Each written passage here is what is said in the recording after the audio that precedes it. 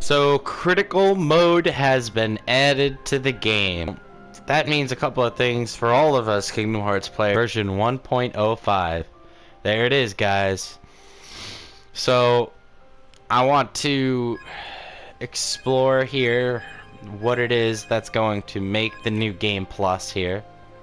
You can carry over the following elements from existing cleared data: keyblades and selfie poses. Yes. Yes. Critical mode. Begin the game with this difficulty.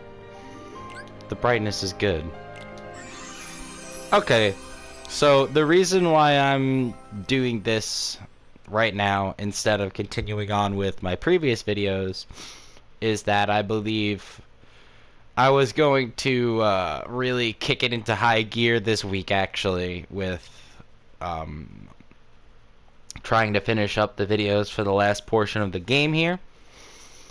But it looks like now I'm going to just kind of be marathoning Kingdom Hearts and getting my critical mode self up to the San Francisco level where I had left off heading towards in my previous videos.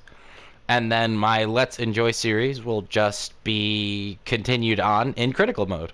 I think that's the best way to do this. I'll make a video that you know, keeps you guys updated on my stats and everything like that. So in the playthrough that I started for my videos with you guys, I chose the warrior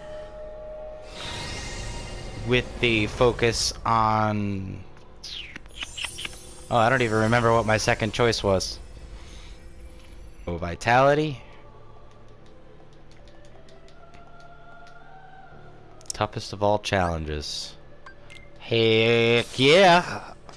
Mystic. Yeah, I chose the warrior.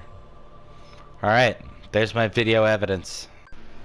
So what you're going to want to do right off the bat is set your party to those settings I'm putting on the screen here so that you can really just focus on getting healed first, and then they'll take care of themselves, right? Like, so Donald will heal himself, Goofy will heal himself, and then the only other people that they will focus on healing is you.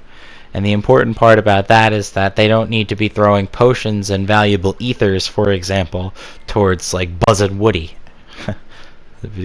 Absolutely silly. The important part about this first fight here is that you're going to want to take out this large body as soon as possible, because he's going to run around like that when he gets to critical health and start tanking the crap out of you and your teammates. Hopefully you avoid that by taking care of him quickly, and you can keep on focusing on tactical movements on the battlefield. So the kind of tactical movements I'm talking about here is, notice how I'm casting while moving. Don't ever find yourself grounded while you're casting. It's not a good position to be in. No matter how defensive that water spell is, it's good to always be on the move. The other important part about the water spell is that it will home in on your targets, so you just gotta lock on there and it'll hit it. Another important point I want to bring up is the fact that you can kind of control the battlefield just by how you move. So watch how I run through the middle and get to the back, and I start spinning myself around in a circle. I create a perimeter where the edges of the battlefield are behind me, and nothing can really attack me from behind, because the best way you're going to die very quickly is to get surrounded. Try not to get surrounded. Try to have like an arc of enemies in front of you. For Sora's first and second swings of his combo are the most important swings of the combo, because those are the ones that are going to be hitting your target most often. The third and fourth hits of your combo, you do get a combo plus early on here in the tutorial levels, are not as easy to hit or target. You kind of just have to be killing something. You dedicate your final hits of your combo to killing something. Critical mode as a whole is very important to the Kingdom Hearts community, because the other difficulties, beginner, standard, and crown mode, are there for anyone who wants to experience the game at whatever difficulty they choose. If they want a challenge but can't overcome certain challenges and still want to experience in the game, that's okay, that's fair. That's why there's different difficulties. But the thing about critical mode is that it forces you to use everything at your disposal, and even then some. You have to think outside the box. You have to strategize and coordinate yourself and your team in order to overcome the challenges that critical mode will develop over time. The other important part here is that every item counts. So these guys here in the beginning kind of show you that, where they kind of fuel you throughout the tutorial level. These items and things like tents can be used to heal your party in between large portions of no save points. So make sure you keep Goofy happy.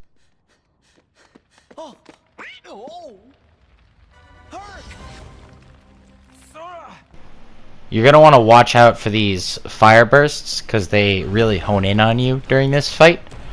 And it's really indicative of how vicious combos are going to be throughout the rest of the critical mode.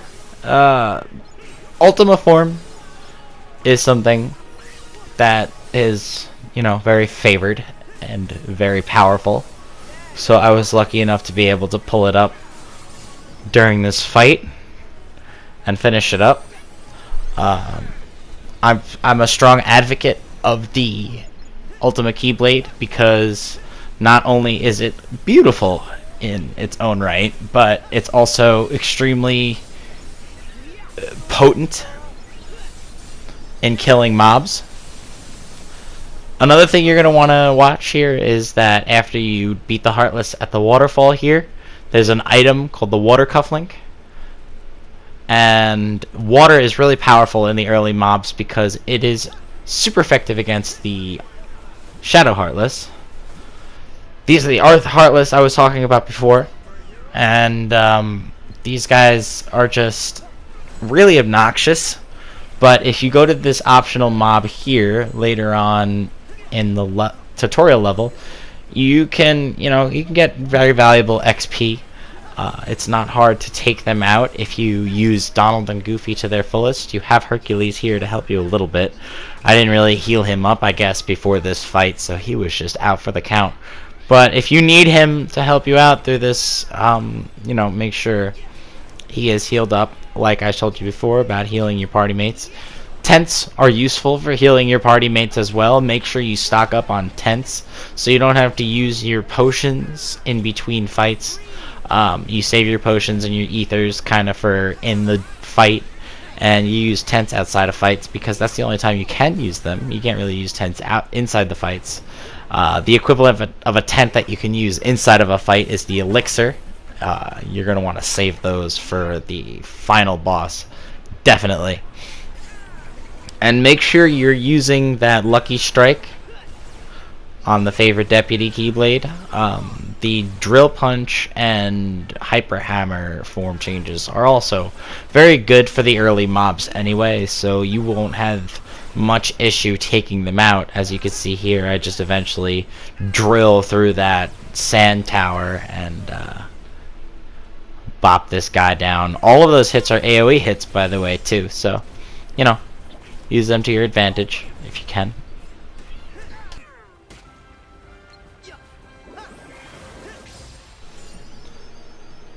This area here is actually super interesting because I was able to hop down here and fight these Heartless. I wanted to kill every mob I saw. And look at this. I'm not actually taking damage. I'm just getting burned every few seconds or so. So I get stunned, but I don't take damage, which is interesting to look at. I want to notice more things like this throughout the game because I think that was this way in Proud Mode as well. So, you know, super interesting. And I just want to focus on the fact that Critical Mode here is very important thing to the Kingdom Hearts franchise. Critical Mode adds a layer of difficulty that really allows for players to challenge themselves in using everything at their disposal. The fact is that Proud Mode was just not difficult enough to force you into wanting to use everything at your disposal. And now I feel like form changes and Grand Magic are going to be much more, the word is rewarding.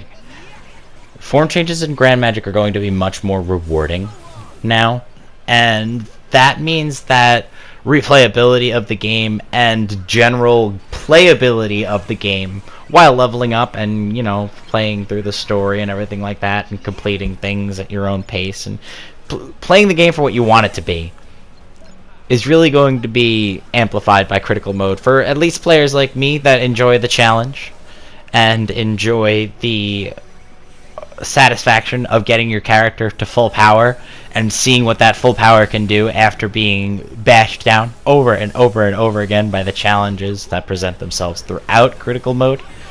And I am super excited to get leveled up and through to San Francisco and the Caribbean to finish making my Let's Enjoy series for you guys. And I really hope you let your hearts be your guiding key throughout your adventures, because the important part about everything that we do here is that we enjoy ourselves and have a good time.